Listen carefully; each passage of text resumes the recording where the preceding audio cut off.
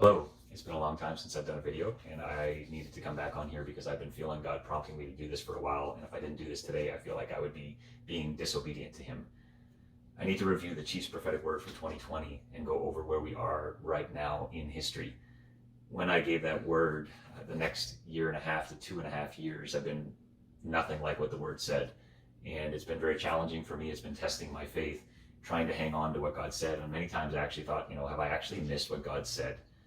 And so after studying and praying and reading over it and talking with some people, what I've realized is that the word was exactly what God wanted to say in that time, but how I delivered it was incorrect. I said that it was the year for this and the year for that and the year for this, and it actually should have been it's the time or it's the age. And just by changing that one little thing, it changes everything. So when God gives a prophetic word, He gives a prophetic word to encourage us through difficult times so that we can get into the fulfillment of the prophecy. So it's to have something to anchor us, to get us to the other side when everything looks exactly the opposite of what was told. So if we just look at it from that perspective, I'd like to review all of the things that have been said on here. I have some notes in my hand, so this is going to be a little bit casual because it's been something that I needed to rush to get out, and unfortunately the setup is a little bit reflective of that. So let's go back to the first part of that word. It said, steward your body well, take care of your health. I don't think it could be more obvious over the last couple of years that was so important. We saw what has tried to be done to us and what it took to be able to protect ourselves against that. We know that there's been a lot of talk about getting things into our body that don't need to be there, and I would just encourage you to avoid that at all costs. And if you have already done that, then I would encourage you to pray to God to protect you from the effects of that, but not do it anymore. The second part of that word was backups will step up. So the Chiefs just this year got rid of their star wide receiver Tyreek Hill over the offseason. And as soon as they got rid of him, he started criticizing his former coaching staff / management, and he kind of threw shade at Patrick Mahomes by saying that his new quarterback was the most accurate in the NFL. And we know that not to be true, or to not be true. The Chiefs in return got a whole bunch of draft picks, and as far as I'm concerned, they had one of the best drafts in the NFL, given their pick numbers. I think there a couple teams maybe did a little better just because they had higher picks, but as far as how effective they were, they came up super strong. And so where this ties into that word from 2020 is where the backup step up. We now have 9 newly drafted rookie players on the roster for the Chiefs, and I think they're going to be better than ever, but we now have a new core group of people in a lot of those places where we had veterans. We also talked about it was the year of the comeback. I still believe that this year or this season is a season of comeback. I do still believe strongly that Donald Trump is coming back to be president before 2024. And I think actually when I said all of this stuff in that prophetic word, 2022, if you look at the number, it has a 2 and then a 0 and then a 2. And I believe that 0 was actually a time or a season that actually meant nothing. It was just stuck in there, a waste of time. For a lot of things. Obviously, it's also been used to build our faith over the last little while, but there's almost like 2020 and 2021 didn't even exist, and that's why I believe that 0 is important. So the next thing in that prophetic word is I said, watch for something big in the second quarter. So when I started seeing the correlation between the word I gave in 2020 and what is happening in 2022, and I'll connect those dots in a little bit, I realized that it was a prophetic word for 2022, but it was given in 2020. And you'll see this in just a little bit. But something big in the second quarter for 2022, Roe v. Wade happened right at the very end. And I believe that is the key to this entire prophetic word, and you'll see here just a little bit. The next thing is the year to take down giants. And probably about 6 to 9 months ago, I rewatched a video by Kim Clement where he talked about the giants of debt and how that God's man, who we can all now see that it was Donald Trump, would take a smooth stone and take down the brothers of Goliath. And these are the giants of debt. And so I believe that the prophetic word I gave in 2020 about the year of Jubilee, and also this connection to the year to take down giants, it's connected, and it has something to do with the debt system that we currently operate under. And I believe that that's going to be coming down, and it's going to look scary for a while. This 32 trillion or whatever we're at, 30 to 32 trillion dollars in debt, that cannot be sustained. And there's going to be a new financial system that replaces it. So look for that soon. The Titans was what the correlation was there that we used to talk about taking down giants. And also the running back for that team was King Henry. And we know that just recently the Queen died and that Prince Charles is supposedly the new king. He has not been coronated yet, and I believe that Julie Green has given a prophecy that he won't ever become the true king. And so it'd be very interesting to see this, but I believe it's all connected to this beast system that exists in the world today, and that it's coming down, and that those titans that represent false gods, that system is coming down as well. And I also believe a little bit, actually very strongly, that Prince Charles is connected to a lot of these dark things that we've been seeing exposed over the last couple of years, and some of us have known for decades that have been going on in Hollywood in the political realm. The next thing in the word was that you will get what you say, and I believe that has been super important. I'm grateful that a lot of the preachers that I've been listening to have been talking about the importance of what comes out of your mouth, and I've really been working on trying to align my faith and my words so that I do get what I say. The next thing was there was a year of the miracle run, and I don't know if you noticed, but 2022 has 3 2s, and that connects with Acts 2:22, which has to deal with signs, miracles, and wonders. And I believe that it's going to, and it already has started, we have been seeing them, but it's just going to start ramping up, picking up lately. Just recently, I was at a baseball game with my son at the Texas Rangers versus the Blue Jays, and they always have this red, green, and blue dot race. And when the history or the historical matchup had come up, it was 22, 22, and 22. And I know that God says that we plan out our steps, or we plan out our ways, but God ordains our steps. And I believe I was sitting there in that night game to be able to see that 22, 22, 22, because God was confirming what he had been showing me all along. I've been seeing 12:22 and 2:22 over and over, and I believe it's connected to this signs, miracles, and wonders. And so me sitting there was no coincidence. The next thing in the word was talking about the enemies that held you captive, and that you lost to in the previous season, you will see no more. So there's been a lot of talk by a lot of prophets recently about Red Sea moments and correlating that to the Exodus and a great wealth transfer, because that's what happened when the Israelites left Egypt. They took a lot of wealth with them. And I believe this is going to happen when the world's financial systems collapse. The next thing that was talked about is that you are going to turn the tables on your enemies, and that your greatest weakness will become your greatest strength. And I believe that God's going to prepare a table in the presence of your enemies, like it says in Psalms 23, and that all the attacks that you have had against you will make you stronger for such a time as this. My pastor, just this past week, it's actually my pastor's father, gave a sermon on rebuking the devil, and saying the title was actually Devil, Your Request Has Been Denied. And it was talking about the importance and the power of using what you've gone through to walk in your prophetic destiny. And so a lot of people have been struggling through a lot of things over the last 2 years, in their finances and their health and their mindset, depression, attacks from the enemy on every front. And I just believe that God is going to give his people a reprieve, and that those attacks that came against you are actually going to propel you into your prophetic destiny and make you much stronger for now. The next thing that we talked about was Isaiah 54, and it talked about, oh, you barren woman. And I believe that's 100% directly connected to Roe v. Wade. And America has had abortion for 50 years, and it was removed this year. And so this is actually the part of the word that made me realize, no, this is for now. This wasn't for 2020. This was to get us through. But what the fulfillment would look like was going to happen in 2022. So I talked about in a separate prophetic word about it being the year of Jubilee. And then I also talked, and I'll explain this later, about Roe v. Wade. And so when Roe v. Wade came down, it actually came down in the 50th year, the year of Jubilee. And so that, to me, was God's sign to say, hey, this is what this word is for. It's for now. So then I talked about it being a year of celebration and dreams being realized. And I'm noticing in my own personal life that a lot of prophetic words that have been kind of felt stagnant for years and years and years are now actually starting to come to pass. In my personal life, I am selling my business, and we're just about to close on that. It was a business that was given to me, turned over to me in January of 2017, and God has brought that full circle. So now that I can reap the harvest in that field that I've sown in for over 5 years now. And so it's a real blessing. And some of the prophetic words that I've had about going on long vacations and doing some other things, that money was going to be coming to me. It was a season where I had to wait and wait and wait and just keep believing in faith and keep speaking. And sometimes that's really, really discouraging. But as we continue to work toward that end, God came through, and now I'm starting to see the harvest of all those things that he said. So it is a year of celebration and dreams being realized.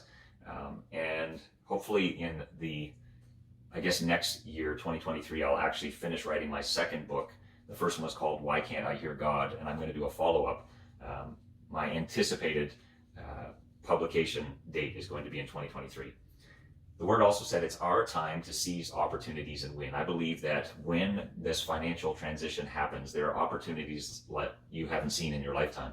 If you go back to the Great Depression, a ton of millionaires were made through that destruction because everything got really cheap because nobody could afford anything and there's great deflation. But when that happens, assets drop in value and there's an opportunity to pick them up cheap. The next thing in the word was you'll be rewarded for doing things right. I believe that the last 2 years have separated people into two camps. You have those that have been walking in faith and saying, no, I'm going to stand up to the garbage that's going on and I'm not going to comply. I'm not going to obey. I'm not going to give up my right to go to church. I'm not going to give up my worship. And then you had others who just compromised and said, hopefully it'll go back to normal. We'll just have to do this and everybody will get better and then we'll be fine. And we knew from day one that this was not going to happen, that it was an attack from the enemy to take out the church, to shut down the voice. I mean, even in California, they were saying you can't worship. I mean, think about that. How arbitrary of a rule or an executive order could that possibly be? And we are never to be silenced. They covered your mouth with a mask. Everything was just to take out the church and its voice. And I believe that those that stood and those that fought and those that believed are going to reap a harvest. But I also believe those that were complacent and that compromised and those that are trying to deliberately partner with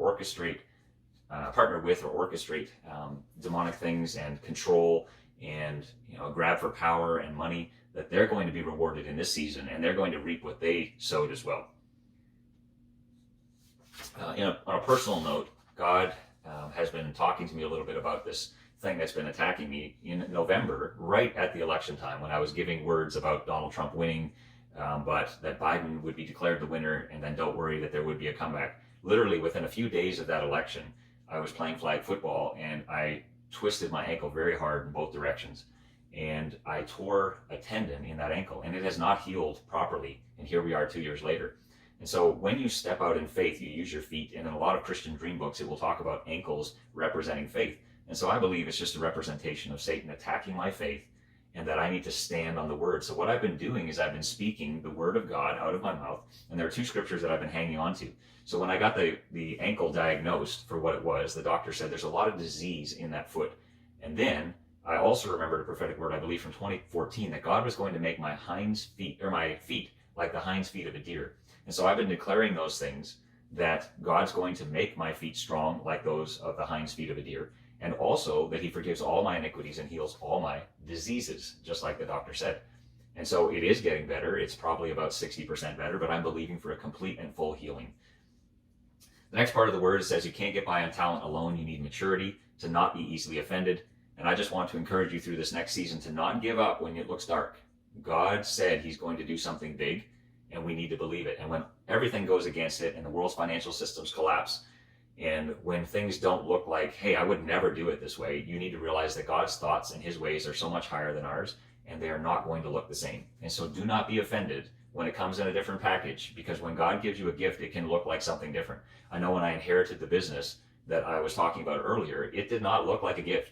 It was a challenge, and there were a lot of things that I did not like, I didn't understand, I didn't know how to do, but I knew in my heart and in my spirit that God wanted me to do it. And so I just went after it, and I chose to not be offended by the package, and I just encourage you to do the same thing. The next part of the word is that there needed to be unity in the church, and we obviously saw that the enemy came in to divide. He took those churches that were willing to compromise and those that not, and there was a separation. And Jesus comes to divide as well, but he doesn't come to divide his own church. He comes to divide his church from the unbelievers. And so the enemy has been trying to use fear to separate and to divide, and I would just encourage you to get into unity, get into community, get into fellowship with other believers, and make that really important part of your life. I believe that we're going back into a time where it talks about in Acts 4, verse 34 to 35, where the church was all as one, and those that had extra would sell some of their homes or their lands to be able to support those people that did not have. I believe that there's going to be a better balance in the church, in the fivefold ministry. In the Bible it says grace and truth came through Jesus Christ. And so you have to have both. There's definitely grace and empowerment and even God's mercy, but there's also truth, and we have to stand for truth and not waver on that, because Jesus is the way, the truth, and the life. The next part of the word said that God is going to give us unique strategies for victories. Again, expect the unexpected. Be willing to do the unorthodox. You can see that all throughout the Bible, that God asks people to do some crazy things. It's just how he works. And you need to be willing to do whatever he asks. There's also another 2:22 scripture, and it's about the new wineskins. It's found in the book of Mark. And I believe that that ties to this, is that we need to be not stuck in our old ways, because when God pours new wine into old wineskins, it doesn't work, they burst. And so I would just encourage you to let God change your wineskin so that you can receive the new wineskin, or to receive the new wine that is coming. The next part was stop listening to the haters. Think about all of the garbage that's been pumped our way through social media. We have propaganda, we have the news media just telling us lie after lie after lie, even from the White House and their, whatever their White House speaker's name is. They're fact checking everything, they're censoring everything, just all of the garbage that's in this news media that's tied into this beast system. These are the haters that God says, stop listening to. If you can't handle it, turn off your Facebook. I just went on a 10-day, fast from not even being on Facebook. Occasionally God would say, go post this. So I would unfreeze the app and I'd go post it and then I'd freeze it back up. But I was not on there. I wasn't reading the news. I never watch the news. I think it's all propaganda. And I would just encourage you to not do that and don't listen to the haters. Listen to the voice of God. It's way more positive. It's way more encouraging. The next thing I talked about was that conservative values were making a comeback. And I read sometime, early this year, that in 2021, that 1 million registered Democrats, and actually more than that, switched to registered Republicans. Now, in no way do I think that the Republicans are the answer. I think there's the potential for them to be, but they've actually been worse because they've been hiding the fact that they are in league or in cahoots with the left side, but they're acting like they're there to save you. So obviously I don't believe that the Republicans are going to save the day. However, I do believe that it's a reflection of people shifting towards a more conservative viewpoint, because most people in the world think Republicans are conservative and Democrats are liberal. And I don't even like that word, not liberal, but leftist or Marxist, communist, whatever you want to call it. So the media has been lying to you. They put these numbers out all the time that say, oh, it was 53 to 47, and that's the presidency, or that 50% of people think that Biden's doing a good job. Obviously, it's dropped a lot lately. We know that it's all just nonsense, and it's not actually true. So I believe that, yes, if you watch the news, it shows like the media, everybody's leftist liberal, but in fact, people in the heartland of America are shifting towards those conservative values. Then I talked about that possibly Roe v. Wade would fall. And this is that connection that I was talking about. It fell in the 50th year, the year of Jubilee, and I believe that's all tied to this debt system that's going to come crashing down. You might want to go back on Dynamic Harvest Media and go find that word. It's on YouTube, and look at the year of Jubilee. Then it said spiritual fathers will make room for the younger generation. Like I said earlier, the Chiefs drafted a ton of rookies this year, and I believe that 6 of them played on opening day, and that 9 of them made the roster. Then I referenced the Bob Jones word about revival that was going to come after the Chiefs win the Super Bowl. Now, the Chiefs won the Super Bowl. I believe that revival started. However, I get this kind of little inkling in my spirit that we might see the Chiefs win again, kind of as a sandwich to confirm this whole word. Obviously I'm not putting stake in that. I like the Chiefs, and so I'm trying to discern whether that's just me or them, but I do believe that a lot of the connections made from that word are tied into even the current team that's going on. And I'm just always looking for God to speak through anything. The next part was that signs, miracles, and wonders would occur. And I believe that with great revival comes great repentance, but there's also pain that leads to repentance. And so unfortunately, I believe that even though I said the kingdom is coming, usually that kingdom comes when people are struggling or having a lot of challenges. So I would encourage you to do the next thing that was found in the word, and it was prayer in the secret place. And so I believe that's going to be really crucial also to help us have the strategies that we talked about a little bit earlier, and that's where they come from, is listening to God and asking him, what are my unique strategies? Because no man-made strategy is going to make it through this time. It's going to be ineffective, and the only thing that's going to be effective is going to be wisdom from on high. I also made a post, and I didn't look it up, but I believe it was sometime a year ago or more, where I talked about the gallows that the enemy was preparing for Mordecai back in the story of Esther. So that was Haman, and he prepared gallows for Mordecai, that the gallows were going to be used against the enemy. So they flipped the table, and Mordecai was saved because Esther stepped up and did what she was supposed to. And that's us, the church. We need to be ready for such a time as this. But Haman actually ended up getting hung. And so I believe all this stuff that's come out, this fraudulent impeachment, the injection happy media, that they actually turned this all against themselves, that they overplayed their hand, they got overexposed, and it's going to come back to bite them, and it's going to bring them down. And so I'm believing that the same thing that happened back in the story of Esther with Haman and Mordecai is going to happen in modern day economics. And also, how everything's tied together. We have the media, politics, the financial system, entertainment, they're all woven into an antichrist spirit. So then I also made a post on Facebook a little bit ago, probably a year and a half. I said in 2021, it was a year where you couldn't be lukewarm anymore. You either needed to be hot or cold. And I believe there was a great separation that happened. And those that just got complicit, compromised, didn't exercise their faith, they ended up on one side. And then you had those others that were standing in faith and believing and trusting and speaking out, and that they are on another side, and that God is going to definitely reward each group with a harvest of what they've sown. And then the last thing I like to do is, this is something new, but I was reading in 2 Chronicles 20 verse 22, and I believe that this has a double meaning. It says, as they began to sing and praise, the Lord set ambushes against the men of Ammon and Moab and Mount Seir, who were invading Judah, and they were defeated. So I believe that this year we need to really sing and praise in advance and believe God for what he said, that these things are going to happen and that these things are going to come down. But I also believe that there's a double entendre here where, if that's the correct term, but the term sing and praise, I highlight the word sing. I believe there's going to be a lot of people that quote unquote sing, and we're going to see a lot of whistleblowers come forth and say some things that we can't even imagine are true. And so I believe that that is a word for 2022.